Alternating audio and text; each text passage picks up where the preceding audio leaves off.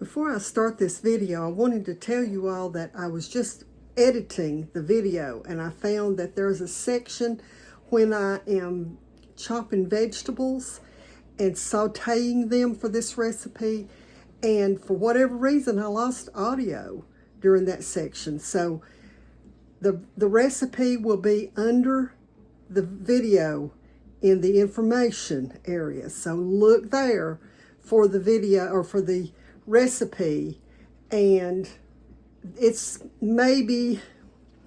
not a whole minute, maybe 30 to 45 seconds that I lost audio. Well, welcome back.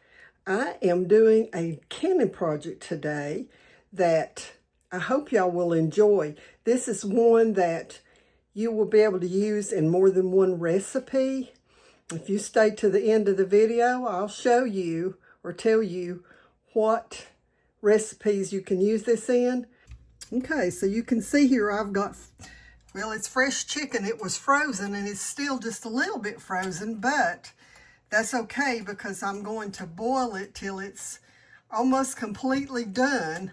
And so I will bring you back. Once it's boiled I'm going to clean some of that skin and fat off of it, and then I'll show you what else we're doing.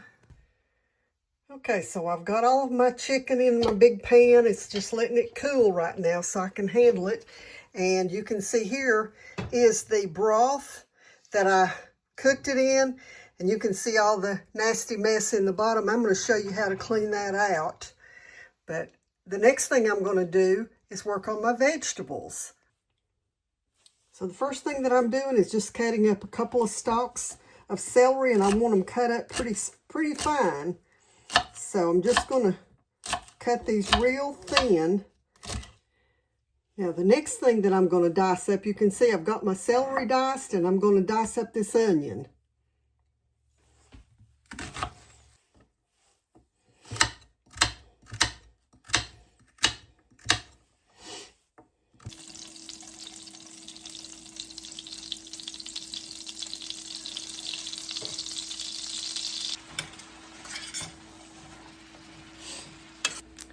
Now, I have a question for you all. Some time ago, I was using my garlic press and it broke. So I want you all to tell me what brand of garlic press that you use and how you like it. So while my vegetables are sauteing, I'm going to show you what I'm doing here with this meat. First thing I'm going to do is kind of just skim some of that skin off of it. And then I'm just going to cut it into strips and then dice it so that it will, work in my jars okay. And so I'm going to get all of this chicken cut up, and I've got my big stock pot. You can probably see just a hair of it right there. But anyway, I'm going to get my stock pot heated up and get all this chicken in it, and then we'll mix it all together. Okay, I want to show you that I've got half of this stock pot about full of the chicken, and you might notice that some of the chicken, like right here, is not completely cooked. Now, I want to say this.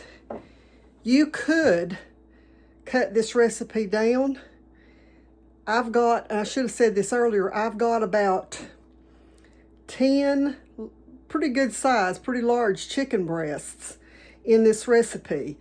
So if you cut it down to 2 or even 3, and then added smaller amounts of the vegetables to it, you could make this recipe fresh.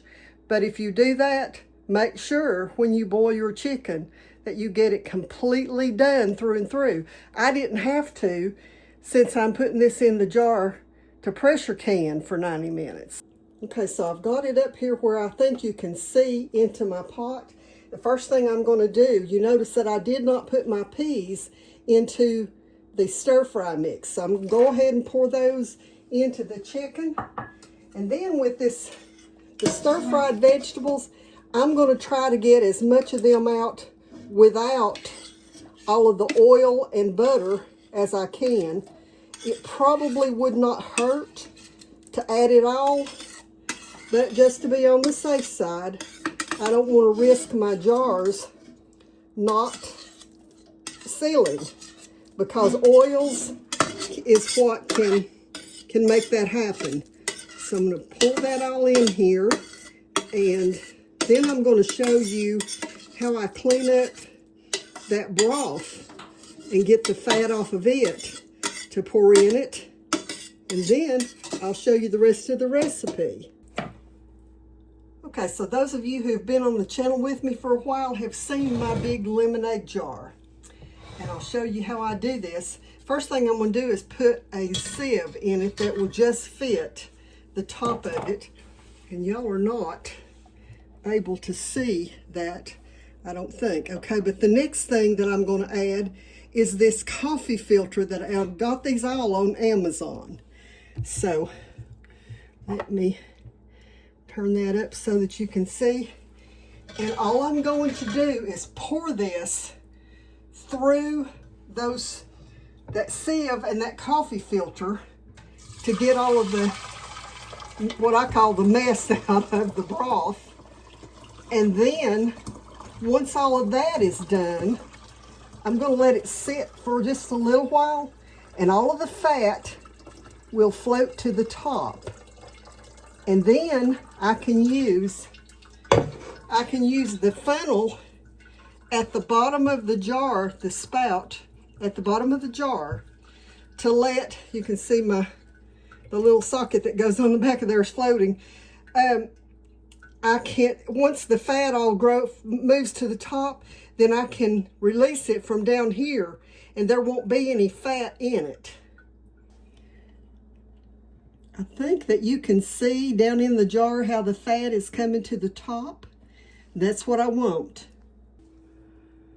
So now all I'm doing, I've got a quart jar, and I'm just going to turn the spout on and let this broth fill the jar from the bottom, and the fat's still all up at the top.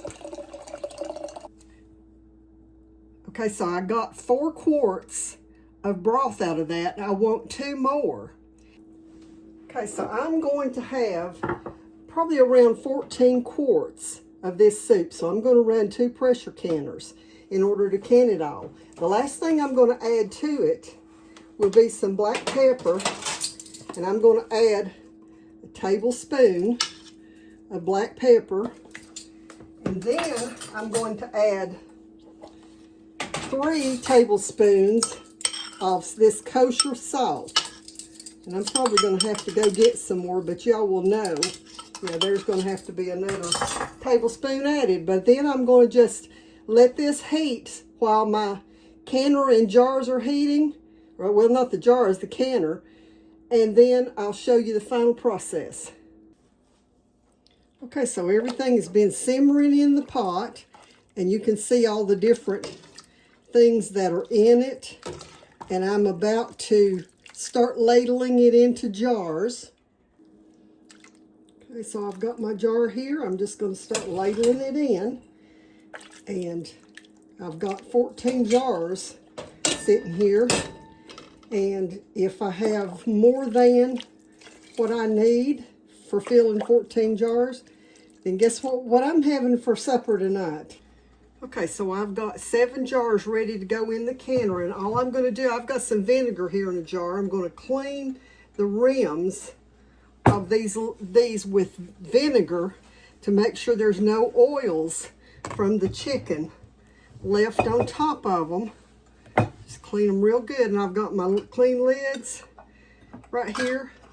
You can see I'm using, there goes one that's not clean. I'm using my superb canning lids, and then just going to put that on finger tight. Remember I told you what finger tight is? Turn it until it stops, and then turn it another 1/4 of an inch or so, and that is finger tight. Now I'm going to get these in the pressure canner, and I'll bring you back and show you what they look like. Well, everything is out of the canner, and I've got 7 quarts and 7 pints. I told you at the beginning of the video that I would tell you at least 2 ways that I plan to use these jars of chicken.